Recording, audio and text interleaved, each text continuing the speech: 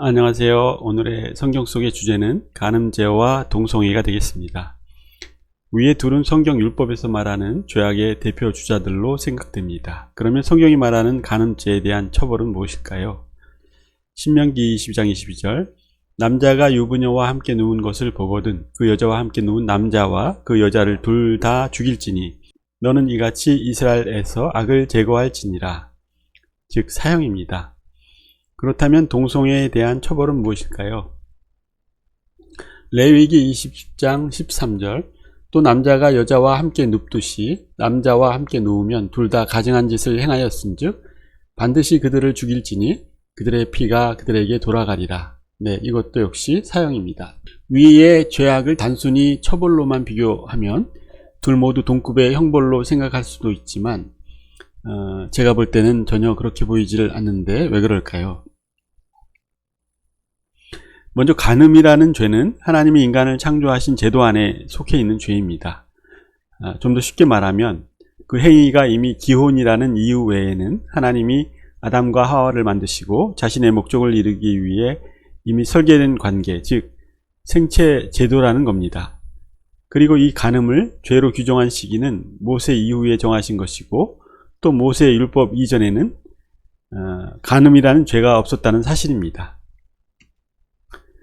성경에는 창조주께서 처음과 달리 중간에 당초 정하신 바를 부분 변경하신 일례가 있습니다. 이것은 음식에 관련된 것인데요. 땅 위에 인간을 흙으로 지으시고 그들에게 먹을 것으로 지정해 주신 것이 씨 있는 열매 맺는 과일과 채소였습니다.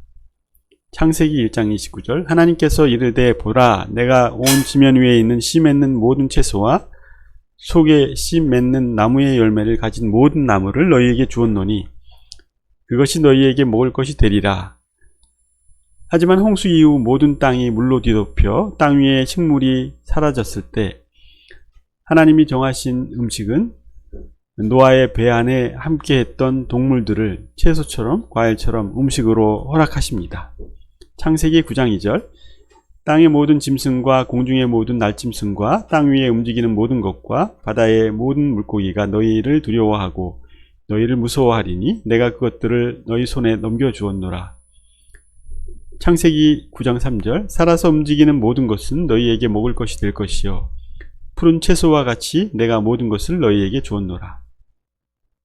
그리고 또다시 모세를 통해 율법을 주실 때 동물들 중에도 먹을 것과 먹지 말 것을 구별해 주십니다. 레위기 11장 2절 이스라엘 자손에게 말하여 이르라 땅 위에 있는 모든 짐승 가운데서 너희가 먹을 짐승은 이러하니라. 레위기 11장 3절 짐승 가운데서 굽이 갈라져 촉발이며 되새김질하는 것은 무엇이든지 너희가 먹되 생략하고요. 뒤는 이같이 사람의 음식물의 경우는 하나님의 명령이 생존 환경에 따라 부분 변경하여 주신 것을 알 수 있습니다. 이는 하나님의 창조 목적에 위배되지 않으며 그 명령은 사람을 살리는 명령이라는 것입니다.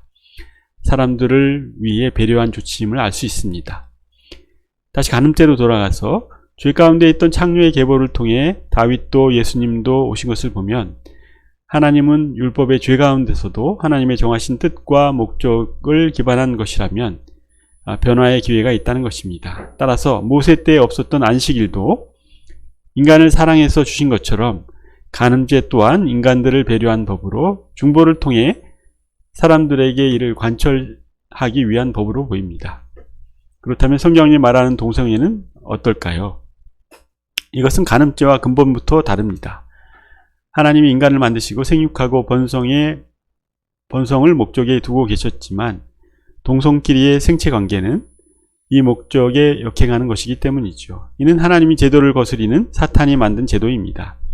만일 동성애가 번성하고 창궐하여 확대되어 왔다면 인간은 하나님의 명령 생육하고 번성하라는 말을 이룰 수가 있겠는가 하는 것이고 또 다윗의 자손으로 예수님이 이 땅에 오실 수 있었겠는가 하는 것입니다.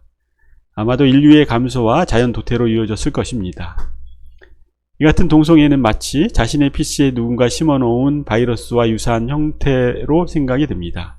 이것은 인간에 대한 창조 목적을 마비시키고 감염병처럼 이것을 확산시켜 본래 설계자의 시스템 전부를 뒤흔들어 PC를 포맷하여 다시 시작하는 것 외에는 답이 없는 결과가 될 수 있기 때문이지요.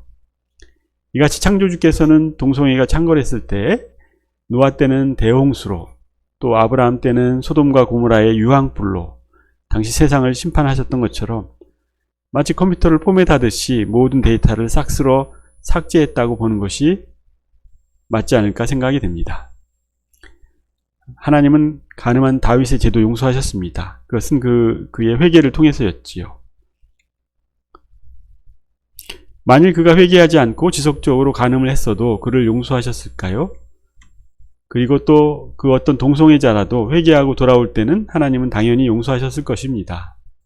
하지만 회개하지도 않은 동성애자를 받아들이고 과연 교회 안에서 모두 함께 할 수 있을까 생각해 보면 아마 저들이 변하기도 전에 반대로 교우들이 동성애로 물들지는 않을까 하는 염려가 됩니다. 사사기 1장 29절에 보면은 에브라임도 거셀에 거하던 가나안 족속을 쫓아내지 아니하매 가나안 족속이 거셀에서 그들 가운데 거하였더라. 위에 쫓아내지 아니하매라는 같은 말이 사사기 1장에만 6차례나 나옵니다. 이 같은 결과는 가나안 족속과 살며 그들의 신 바알에 물드는 결과를 초래합니다. 그것은 마치 가루에 누룩처럼 혹 논밭에 뿌려진 가라지처럼 퍼져 결국 세상이 전염될까 염려스러운 게 사실이고, 또 그들의 열매 중 하나인 에이즈는 생명을 위협하는 치명적인 전염병임을 간과할 수 없습니다. 어찌하든 쉽지는 않겠지만 마약 같은 중독성과 전염성을 갖는다는 동성애의 사슬에서 끊어내야 하는데, 이것은 마귀가 뿌려놓은 것으로 쉽지 않은 일이라는 것이죠. 이를 단순히 간음죄 정도로 여겨서는 안 될 것입니다. 우리 모두 이 문제를 다시 한번 깊이 생각해 보시는 시간 되시기를 바랍니다. 감사합니다.